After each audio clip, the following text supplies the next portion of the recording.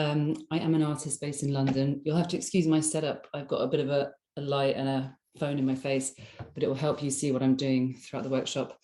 I work predominantly in pastels and in oils.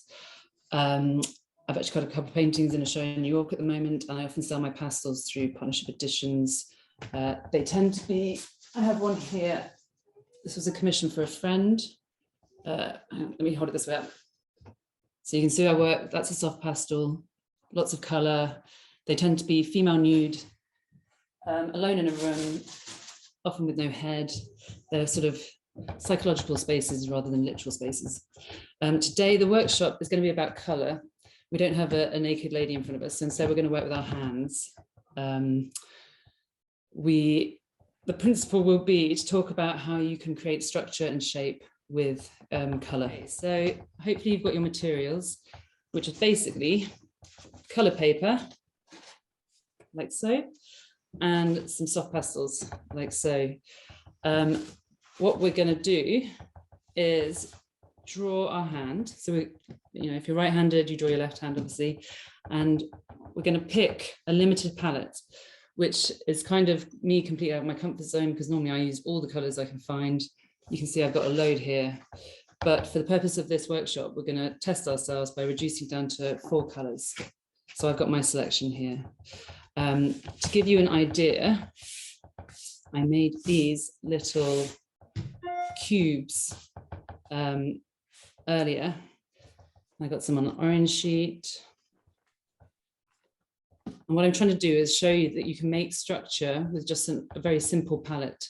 So if you want to grab a piece of paper, any color you've got, I'm going to go with a turquoise. Pick 4 colors. In fact, pick 3 colors, any colors you can find in front of you. So I'm going to take a pale blue, a sort of mid-tone dark skin color, and an orange. And you literally draw your cube with a square at the front. Doesn't have to be perfect. Be nice and rough. You're just coloring it in. Then you're making the 3D aspect. And you can see you've got your cube. A rather shaky cube there. And what you're going to do is if you haven't already picked your colors, you need to pick your 3 or 4 colors, ideally 4. And you have to decide of your 4 colors, which represents the light colors and which represents the dark colors. So I have done a couple of practice runs. If you can see, let me move these out of the way. These were made using just 4 colors each. So here we've got a yellow, an orange, a sort of dark green, and a purple. And you can see you can get quite a nice shape, like a sense of space and scale. And I've repeated the yellow for the background. This one, it's a sort of soft pink, an ultraviolet, sorry, not an ultraviolet, an ultramarine blue, a soft gray and black. What you can also do if you want is flip the values. So you can use, this was a very quick one, so it's not remotely finished, but you could use the light colors, such as the yellow here, to represent the dark colors that you can see in your hand, and you'll get a kind of solarized effect, or an inverse kind of negative, photo negative. It's much harder because you've got to make your brain flip as well. So for the purpose of this workshop, I'm going to stick with using these 4 colors. Let's get these out of the way. My purple, my dark olive green, my light pink, and my sort of turquoise green. I'm going to put them on an orange sheet. And so that my brain doesn't have to work too hard, I'm going to keep them relatively, the dark and light tones relatively in line with the colors themselves. So I'm going to use the dark olive as the very darkest shade. The purple will be the next dark. And as we get lighter, I'm going to use This is a kind of medium light, the light pink. And then finally, all highlights, all bright light colors will be in the turquoise. I hope that makes sense. So we're going to get going. You get your hand ready, take off any jewelry because that can be very confusing. And you'll see in my space, I've used just one light, so I get some nice hard shadows. You probably don't have time to do that now, but for next time, for you to think about, you'll get more structure with definition with dark shadows. I'm going to place my hand in a reasonably interesting position that I can hold. So I'm going to maybe move my 2 fingers here closer together, just to give it a bit more shape. I'm going to perch the piece of paper under my thumb, so it's held in place. Then I always start by taking a color. It really doesn't matter which color. I'd err towards a lighter color because dark will show up too much. And we're going to draw the outline of the hand in one smooth motion without really looking at the paper, mainly looking at the hand. The idea is not to get a perfect, sort of an accurate representation of your hand. It's simply to sort of place the composition on the piece of paper and to give yourself a map to follow. Oh, has it gone off? Yeah. So guys. Yeah, so we're just going to bear with Hester. Sometimes these technical issues happen. In the meantime, I'm going to say a big hello to everyone that is joining us today. We've got participants joining us from Italy. Big hello to Holly and everyone in the Vales in Lincolnshire. Hi from Vasu in the USA. Big hello to Lisa in Devon, Wendy in Devon as well. Big hello to everyone at JBU at the Maudsley Hospital. Thank you so much for joining us live. Big hello to Adrian in Edinburgh. Hi to Gwen in Aberdeen, and big hello to Neil from Edinburgh as well. So thank you so much everyone for joining us live today, and also big hello to Urbano who's joining us from Canada. Fantastic. Thank you so much, Hester, for getting that set back up. Before we start, Hester, we've got a question come through from Barbara who asks, can I see the specific make of the pastel that you're using, because they do vary so much? Yes, absolutely. I use Rembrandt. See that? I use Rembrandt, and I nearly always combine it with this paper, which is made by Clairefontaine. It's called Maya, I think, M-A-Y-A, and it's 270 grams. So it's more like a thick card. It's very smooth. So it's not like your normal pastel paper, but the combination of these Rembrandt pastels, which are quite hard, you get some very soft pastels. These are quite hard, so they hold their shape and you can get lovely sharp edges.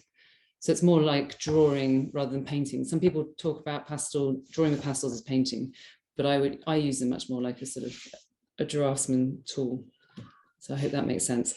These can all be bought from the main online stores. So I'm going to get going with the hand. I hope the phone doesn't do it again. I'm sorry if it does. I'll just fix it each time. So find your nice-ish, interesting pose, maybe a little flex of the knuckles. We're going to start on the left, down by the wrist, and we're simply going to look at the hand. You can glance at the paper, but don't refer to the paper. Just try and follow the sort of knobbly bits of your knuckles. Look for the edge of your fingernail.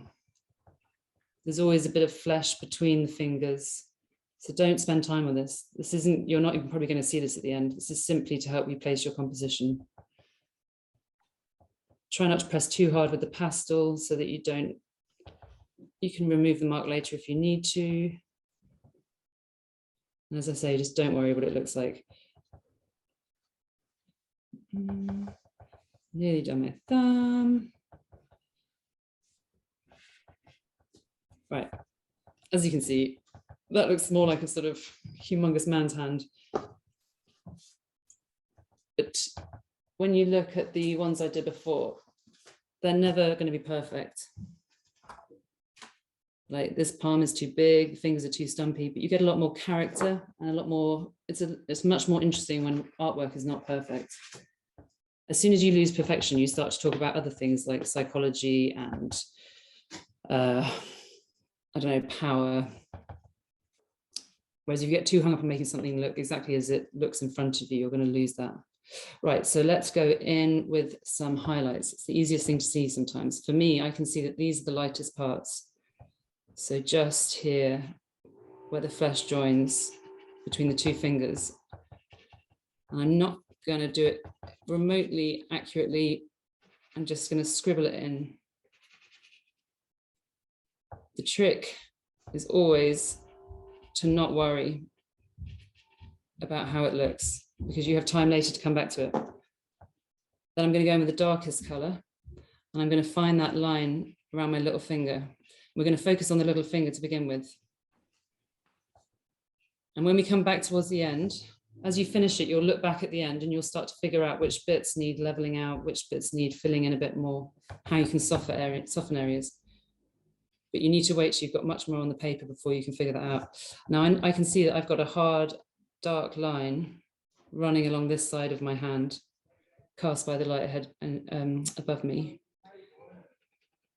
So I'm just going to redraw that line where there's a bit of dark there.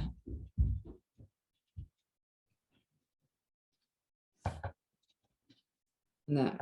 Now I'm going to get my next darkest tone, which is the purple. That's what I've decided. You've got to keep reminding yourself what order your colors go in. And there's a bit of darkness there. You can see I'm being really rough. There's a bit of knuckle there that's got a bit of darkness. And all the way along the side here.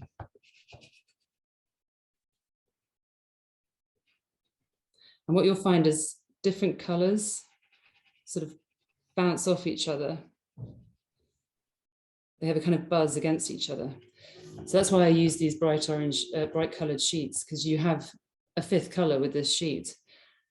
And particularly with orange, orange goes so nicely with a sort of olive green or a purple and the turquoise. So even though the colors aren't naturalistic, your eyes will read these. Right, I'm going to go into the next thing now. Your eye will learn which color means which highlight or shadow, and it will interpret it.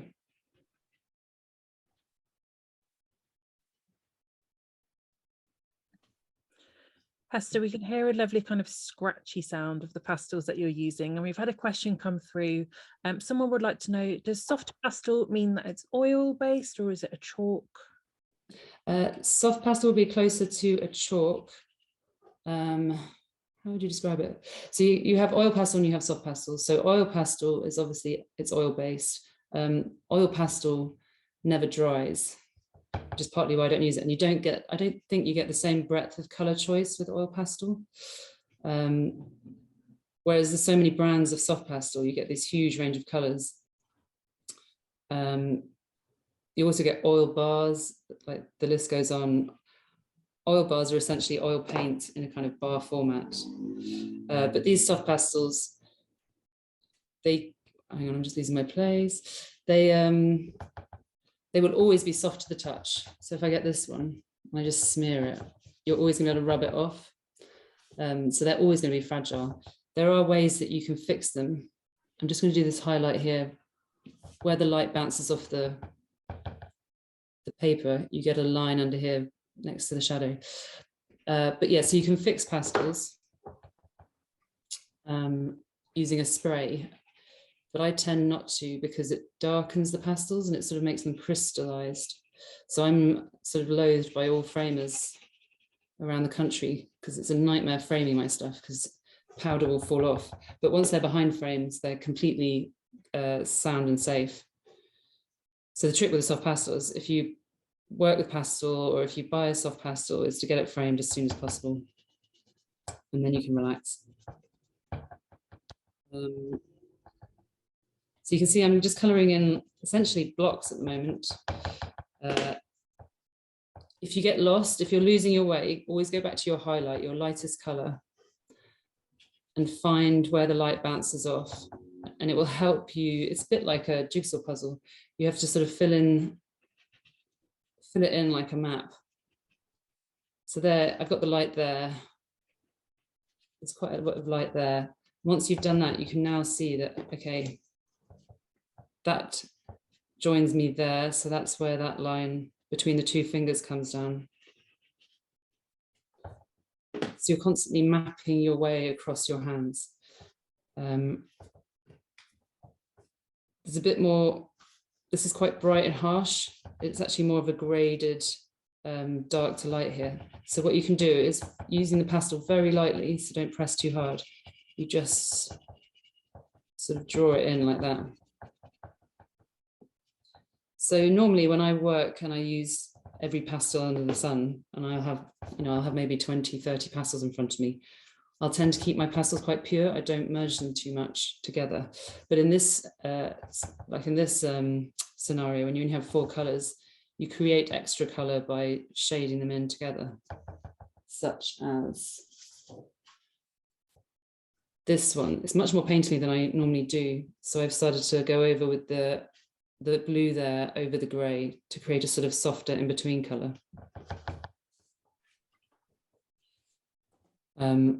Where are we at? So there's quite a light bit there.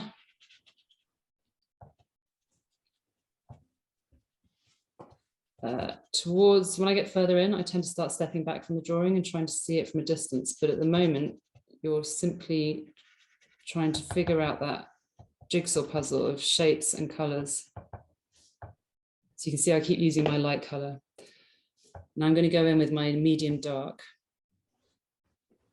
So there's the edge between these 2 fingers. I'm going to try and get that knuckle. Knuckles tend to be quite fleshy and pink and dark. That goes up and around, it's quite high. It doesn't even matter if you move your fingers. Like, the more movement you have, in a sense, the more interesting your drawing will become. It's that same principle of you don't want perfection. A lot of people, when they're doing life drawing, will do a drawing, they'll do 5-minute poses or 2-minute poses, and they might overlay the pictures over the top of each other. And that creates a sense of movement and energy, a sort of a realism, ironically, by not trying to be realistic. So Hester, just a time check for yourself and everyone that's joining us today. We've got about 30 minutes left of today's workshop. Okay.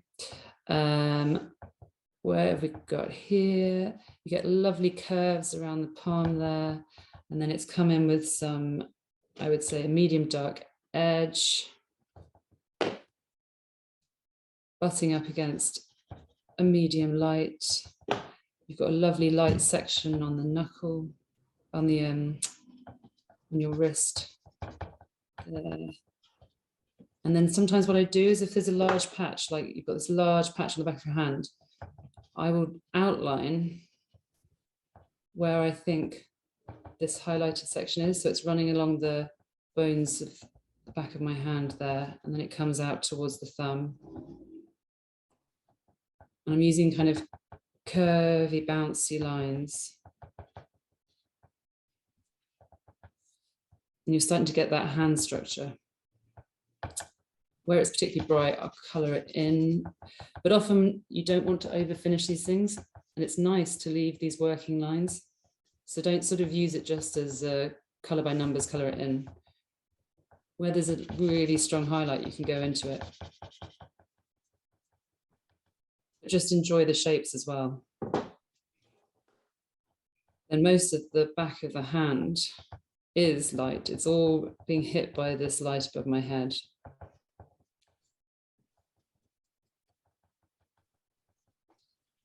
Sorry, I'm making my table bounce.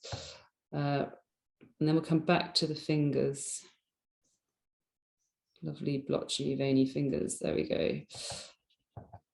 Outlining and then colouring in, outlining and then colouring in. That's basically the process. Constantly referring back to your subject.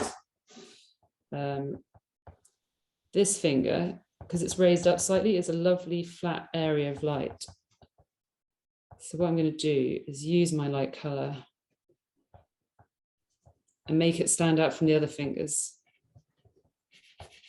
by going in almost all light. I'm adjusting the pressure I'm using with my pastels. So now I'm getting, now I've got most of the structure and I can be more subtle. So I'm just lightly pressing this time to get a kind of difference in grade. There's a bounce of light there after the knuckle. And then again, you've got that light. You will always find this with objects. If there's a light on top and it casts a shadow on the side, there will always be a line of light underneath that's bouncing back off the surface that it rests on. And you can create a real sense of realism by just registering that line of light.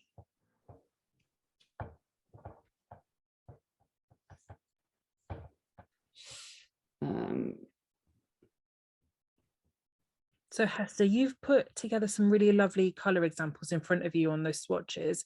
Can we just bring those little squares next to your hand that you're drawing so people can refer to those during the workshop? Because obviously it's gonna vary so much based on what colours of card people have got and what pastels they choose. Yeah, absolutely. Just for us to learn as well. Thank you, Hester. And you'll find using colour card, it affects the pastel, the colour that you put on top a lot of the time. So there's a light grey here I use. And when you put it on a turquoise, it comes up kind of pink. So it's all these little, you know, it's a bit like any kind of colour mixing you might do with paints. It doesn't always happen, but sometimes you'll find that. And the way they reverb against each other, which can you see, like this yellow pings against the purple. And if I don't know if you know your color, complementary colors, but whatever is opposite in the color circle in the chart are complementary colors. So red and orange are complementary, blue and orange are complementary, red and green, yellow and purple. And often I will avoid putting them together in a drawing because you'll find that they're almost too much. They're sort of brash when they're together. If you look at these two here, it's much more subtle and much nicer on the eyes sometimes to mix colors that are not complementary. So I would always treat complementary colors with extreme caution. If you use a muted version of that color, such as this soft orange and this light blue, it's easier on the eye. Try not to cover that. And this is why I say when you purchase pastels or oil paints or anything, don't buy the introductory sets generally. I always recommend buying individual pastels. So I bought all of these, like I picked them each on their own from the website because you get much more interesting colors. You'll notice in real life, you don't really get pure primaries like yellow, bright red and bright blue. That's only in advertising and marketing or whatever.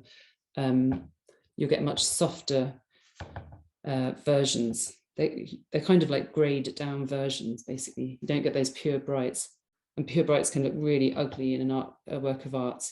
And if you combine them, it can look very harsh on the eye. So it's much better to, you know, get your odd colors. So your soft pinks and your, these are some of my favorite colors to use with Rembrandt. So I've got violet, what's this one? I think it is on the list of materials. Phthalo green, there's olives. Yeah, colors is really important. Preferably, I hope, I'm probably saying this, you've probably already bought the introductory packs, but don't try and get the simple like red, yellow, blue, white, black packs. You'll find it very limiting. Right, where have I got to? So we've got some sort of color around the knuckles. So I'm going to very faintly outline that because it's not flat, because they go in and out, in and out. There is light caught on top of them, but as an overall area,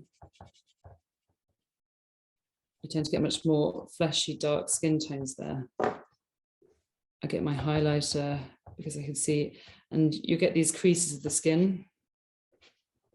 So you can actually mimic that a bit by using mark making. So mixing it up a bit. You can use sort of dots if you want. It's nice to mix it up, bring in some variety. And then finally we have this index finger, which is really light on one side. So I'm going to bring that in.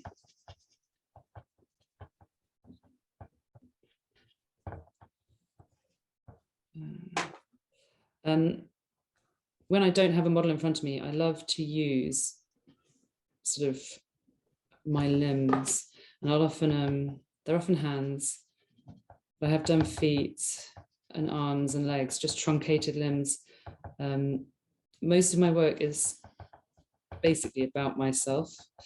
And I hope that there's a sort of universality to my experience because it generally comes from the female perspective. But when I use my models, I'm basically representing myself. I'm just using them as a vehicle. So when I don't have them in front of me, I particularly like to use my hands. There's so much potency to the hand. That's especially during COVID, like the idea of touch.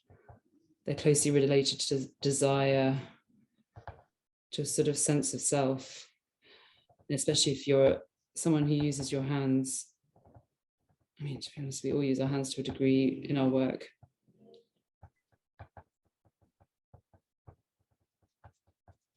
I find them a very powerful metaphor within my art.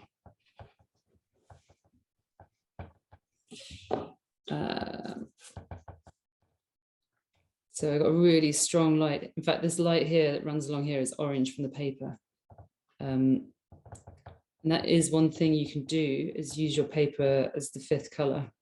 So what I'm going to do is going to do the shadow. I'm going to take my darkest color, and I'm now going to bring in the shadow that runs under this finger. So just draw the outline of the shadow. Don't get too hung up on accuracy. And then I'm going to find the outline of the finger and leave enough gap there so that I still have the orange paper showing. And that will be the light on the side of my hand.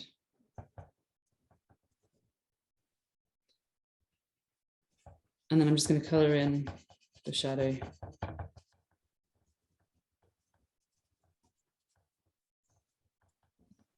So for everyone joining us, we've got about 20 minutes left of today's activity.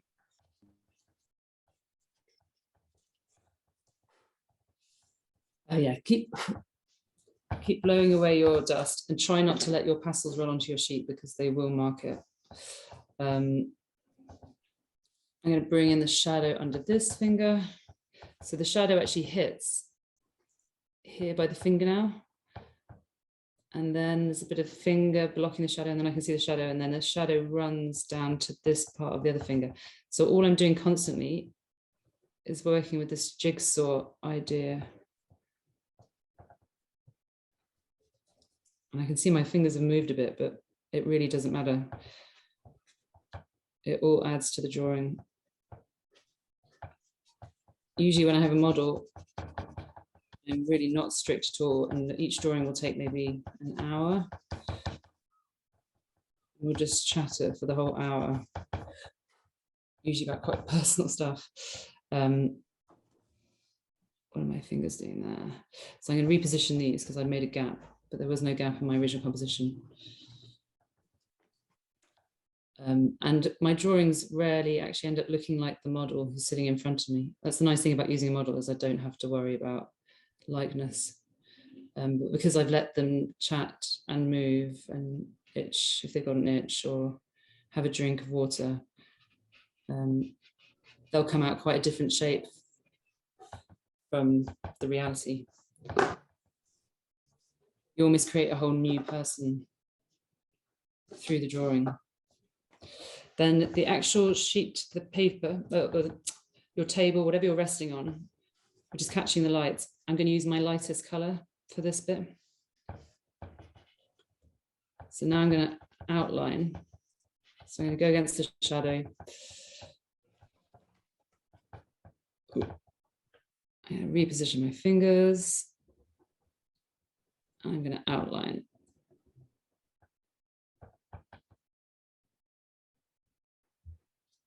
And then once you've got that initial outline line,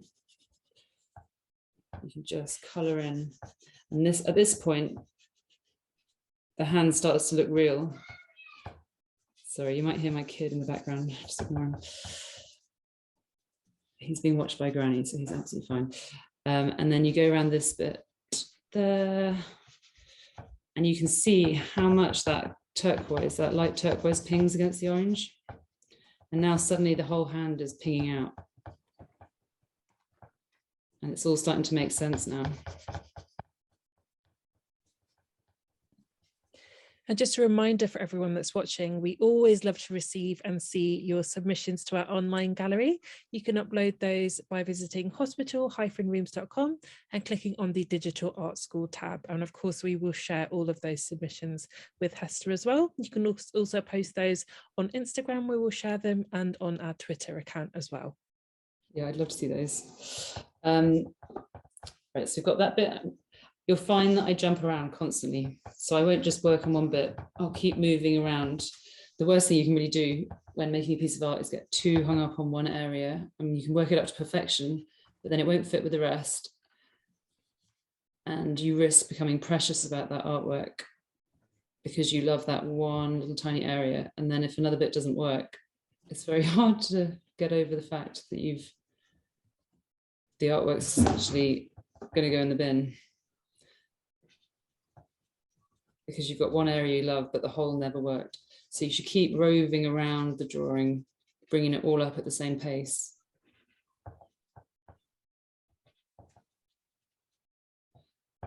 That was something I learned from my art teacher at school. Never get precious about a work of art, because once you're precious, you're doomed. You'll never be able to take risks. And to make really interesting art, you've got to be willing to take risks. So that's the hardest thing. I've been doing these pastels since I was pregnant with my second kid, so almost 5 years now. And when you do something long enough, you do get better at it. And then it's hard to start taking risks again. The stakes get too high. So you have to constantly set new challenges, a bit like we're doing here, making me draw with just 4 colors, which is actually pretty hard for me. But that's good. That's how you make new work. That's how you move forwards.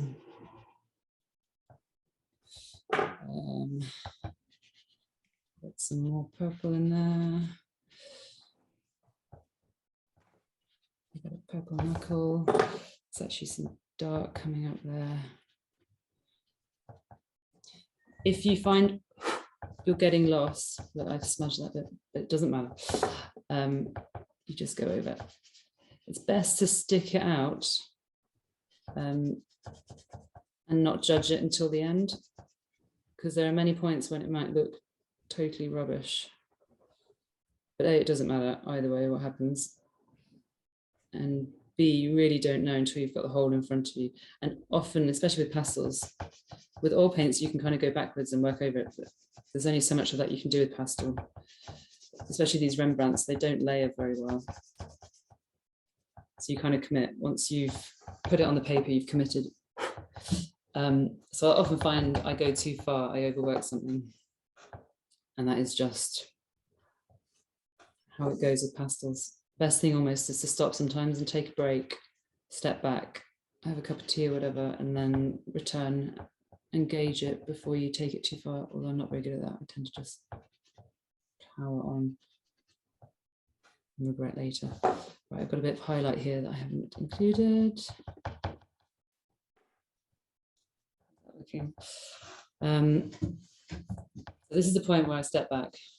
I'm having a look. So I'm just going to lift it up for myself. So what I need to do now is work on this area. It's all about balance. So where was my thumb? My thumb was like that. I know I can see from here that there was a bit of shadow there and a bit of light card behind it. So I've got them back in the right position. I always find this the trickiest bits. I think it's because I got all these little wrinkles there. And unless you sort of have to look carefully and do it accurately, I find if I just guess at it, it never works in the end. But what I'm going to work on now is I can see this fleshy bit of skin has a bit of light there. So I'm going to go back to my turquoise and find my place from here. So I can see this is where the thumb meets the back of the hand. So there's my area. I'm going to draw it in. particularly light on this section, so I'm going to draw around it. And I'm going to colour that in. And then I can see it run sideways along the knuckle there. So I'm going to do that. And then I'm going to gradually bring it round where it joins here. So it's the mapping. I'm mapping my hand. I don't want to overuse the green, so I'm going to go back to the pink, which is my medium light. I'm going to bring that in there, join that up there. I'm going to bring in a wrinkle there.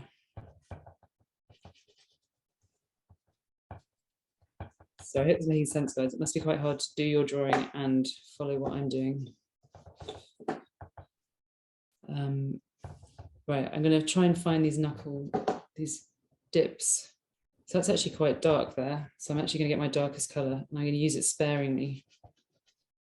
And just do a little knuckle dip there, and then I'm going to shape around it with the medium dark, my purple.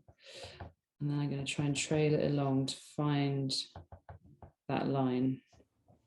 So I sort of stopped looking at it as a hand, and now just looking at it as colors, light, shape. It's a bit harsh, so I'm going to go over it a little bit with my pink, soften it down.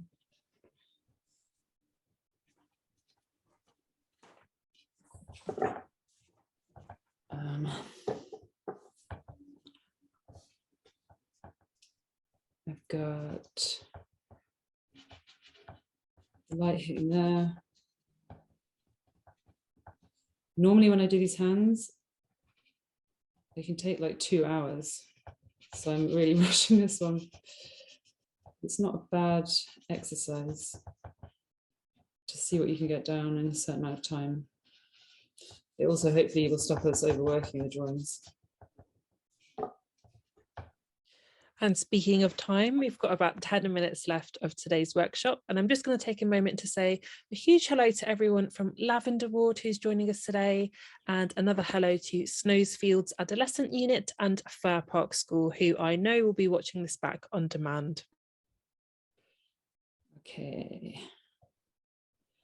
So now all the structure is there. I'm trying to bring in some more subtlety. I'm trying to, this is the dangerous bit though. This is the overworking moment. So I'm going to lift my sheet up again. I'm going to have another look. At this stage, with 10 minutes to go, I'm going to now map out the rest of the structure. So I need to bring in my thumb. Thumbs are funny. You get lots of light there, but the actual end of your thumb is quite dark. Let's get it in the right place again. So I'm going to make the fingernail and the end of my thumb. I'm going to use the medium dark, and I'm just going to gently color it in. I'm not going to go hard because I might correct it. If you go too hard, it's much harder to correct the tone you've chosen at the end if you need to. So yeah, as I get further into drawing and more committed to it and more precious about it, I start to use my pastels more softly so that I can undo any errors. Got a lovely hard line there around the fingernail. This very hard, dark edge to the tip of my thumb there. Now I'm going to bring in the shadow, trying to leave that orange sheet for the light reflecting off the paper onto the side of my hand. I'm going to go all the way. I try and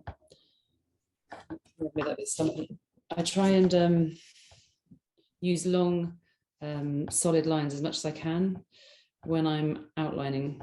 So I won't like do that I try to use one confident long line, even if it's wrong, it's visually very attractive. And as I said, it doesn't need to be perfect. Perfect is not good. And then that's my shadow. I'm just going to colour that in. You can see I'm now doing quite a different shape to that first line drawing I did. And that's fine. I won't delete it. But if it's overlaid with something else, it's fine. Those initial lines you make can often be the most attractive part. So it's nice to have them still showing towards the end. I'm going to go in with the white of the card that I'm leaning on. Light, sorry, I should say.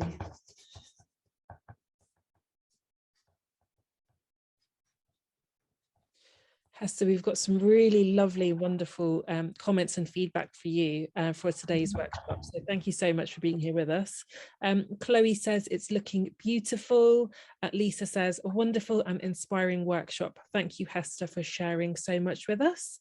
And says, agree with Lisa, a very compelling art form and technique. So just a big thank you to you, Hester, for sharing your wonderful talent and wisdom with us today.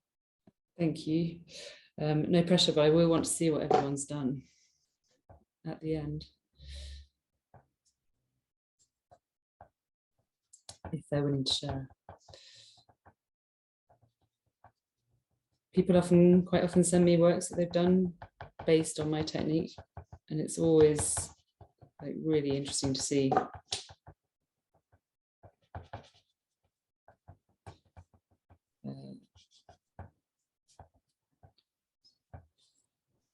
So we're doing the final things. A bit of darkness there. At this late stage, you're just looking to see what you can bring in to make a sort of cohesive whole. So the one thing it's lacking is some kind of tone around here now. So I've got my pink, my mid-light, and I'm just gonna try and bring in some wrist.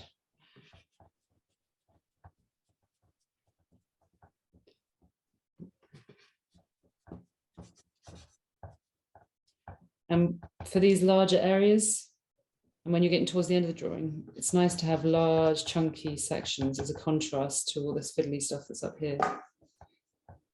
You don't want to make everything samey.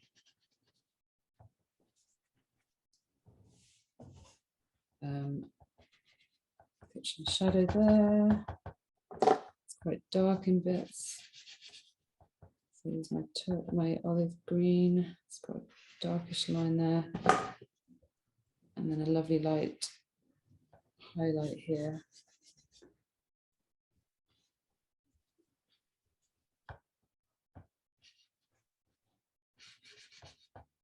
Particularly large light bit there. And a bit there.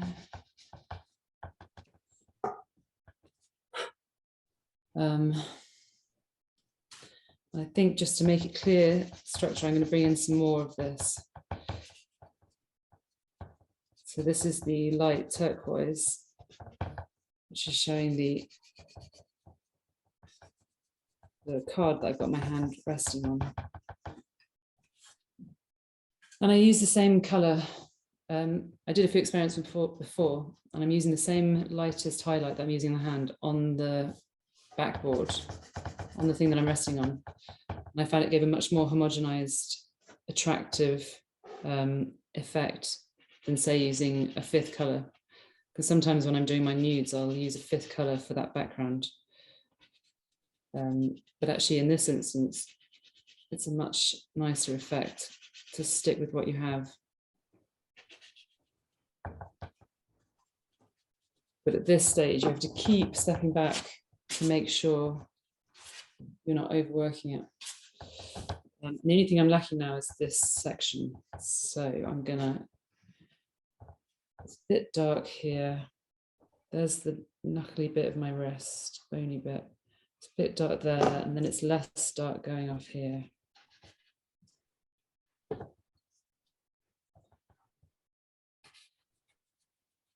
And I can see that whole side of my hand is a bit darker. So I'm just going to go in lightly with my mid dark and take it back a bit so it's not so bright and bold. And I'm going to run it into the knuckles. You run it up the finger there. And you start to get a much more finished effect. And I'm going to do the same here.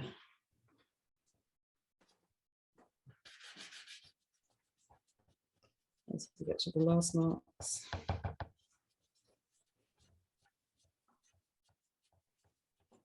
I think what you end up with is, you know, it's a drawing of your hand, but your hand is kind of everything. It's your power. I can see I've been smudging as I go. There you go.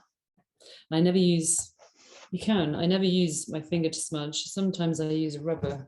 And if you draw it over the piece of paper lightly, you can create a nice smudge effect. But I use smudge very cautiously. It often, for me, softening it isn't the look that I'm going for. I like things to be hard edged, but it's totally personal. How's that? So it's nearly finished. The only thing I haven't done actually is the light there, but I quite like the contrast of having an orange section there. I wouldn't want to overwork it too much more than I have done there. Amazing. Thank you so much for today's brilliant workshop, Hester. I appreciate it's a lot snappier than you'd kind of the usual amount of time that you'd spend, but it's just so nice for everyone to kind of get a really nice snapshot into your practice and learn a lot about colour. I've, you know, as someone that loves colour myself, I've learned a lot today. So thank you so much for your time. A couple of hellos and thank yous. Graham, big hello to you joining us from Edinburgh. Hi to Gwen, who says this has been a really enjoyable class. Thank you. And a big hello to Sarah Strong and everyone on your unit. She says there's a lot of concentration faces in the room at the moment with everyone getting on with their drawing. So thank you so much. And we've got a lovely participant joining us from Lagos as well. So a lovely global audience that we've got with us today. Hester, would you be able to show us your earlier examples just so we can see a kind of a finished piece if people have a bit more time to work on their drawings? Yeah, I mean, finish is all relative. These are all quite quick ones. Let's get over here. So these wouldn't have taken more than an hour each. A really finished one would take 2 hours, but it's really polished. And actually, I think you lose some of the energy when it's too polished. Let me go over that one. So these use quite dark colors, the dark black and the dark green. They're quite hard to control sometimes, but they actually came out quite nicely, I think, in these. But yeah, you get a much more harmonious picture from using a limited palette, which is a good lesson for me as well. Amazing. Thank you so much, Hester, for keeping within kind of our time as well. It's been very snappy today. We've had so much brilliant feedback. Eve says a big thank you to Hester, and Chloe says, yes, they look great as a set. So thank you so much. Next week, we will actually be filming Hester from her studio, and we'll be kind of coming up with a lovely 10-minute tutorial based on this workshop, and that'll be overlaid with British Sign Language as well. So do look out to our YouTube channel for that, coming very, very soon. Hester, is there any kind of final words or tips that you'd like to share with us before we wrap up today's workshop? Just that you should just enjoy it and don't get too hung up on it looking perfect. I mean, I think I've said that a lot, but the best art is sketchy, unfinished, rough, and, you know, from the heart. Brilliant. Thank you so much, Hester, on behalf of Hospital Rooms, for such a colourful and wonderful workshop today. Thanks to everyone that submitted a question or a wonderful comment. It's always so great to have you with us live on a Thursday, and we hope there's lots of you watching this back recorded as well. So it's time now to launch our end of workshop poll. If you could please indicate on your screens how you found the workshop today, this will really help us to grow and improve the Digital Art School through 2022 and beyond.